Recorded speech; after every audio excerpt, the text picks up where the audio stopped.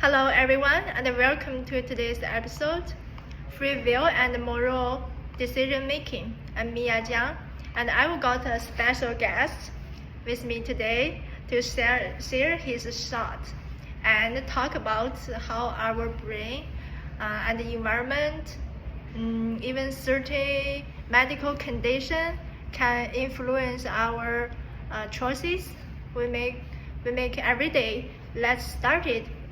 The question one is, to what extent do you think we have free will in the moral decision making, and to what extent are our ethical choices shaped by the environmental factors? Well, honestly, Mia, I feel like environmental factors shape moral decisions more than free will does. People adapt to whatever norms they grow up in and around, so their moral choices often reflect those surroundings rather than personal decisions. I would say I agree on it. Like for the exactly same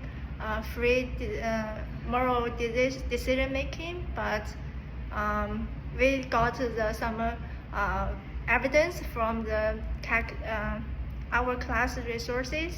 The neuroscience suggests like our choices are strongly shaped by our brain structure and our environment. The physics gauge case shows that when our frontal lobe is damaged, our personality and the moral decision part can shift dramatically. This indicates that the moral decision making depends on our brain structure and physical states. Rebecca Sachs' RTPG research demonstrates that right temporary preanal junction plays a key role in how we judge intentions in moral scenarios. Disrupting this area changes moral reasoning.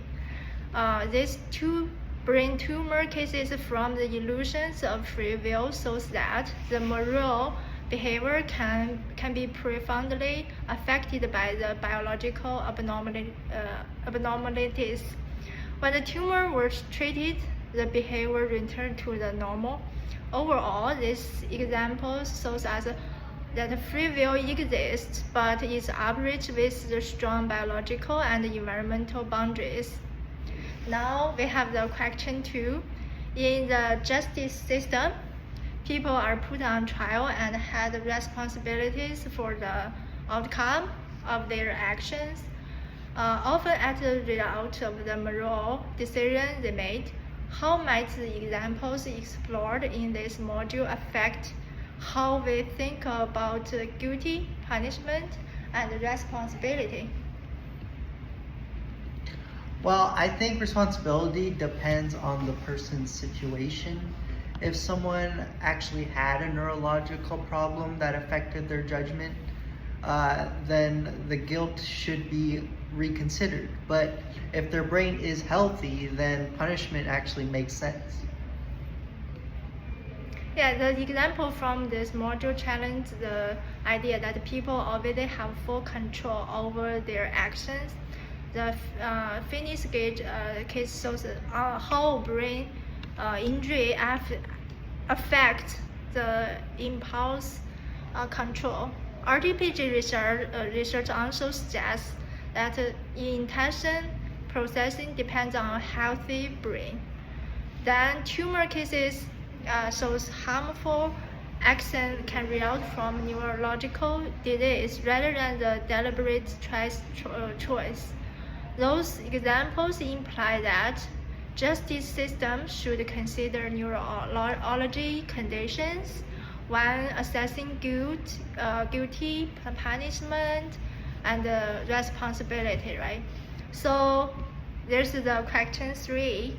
If a certain the region of our brain, like RTPG or virtual medical preform frontal cortex shape how we approach moral dilemmas. Can we truly say that our moral decisions are free, or are we simply expressing what our biology have made more likely without really even realizing it?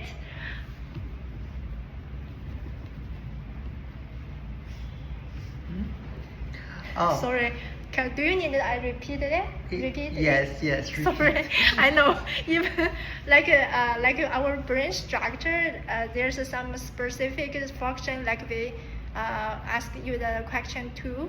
Like if some part damaged, then can we truly say that moral decisions are free, or we are simply expressing what our biology has made more likely without even realizing it? Well, I'm not sure. It feels like a mix. Our biology shapes us, but we also have moments where we consciously think through things. So maybe free will exists, but not as much as we like to believe. Yeah, our moral decisions are not entirely free because specific brain regions strongly influence how we think about the moral dilemmas. RTPG activity reflects intention judgment, and the ventral medial prefrontal cortex highlighted by the Gage case is crucial for emotional and the moral regulation. The tumor cases also shows moral behavior can be entered by the biological changes. Overall, I would say free will may exist, but it's limited by the biological structure of our brain. Thank you so much for listening to today's episode.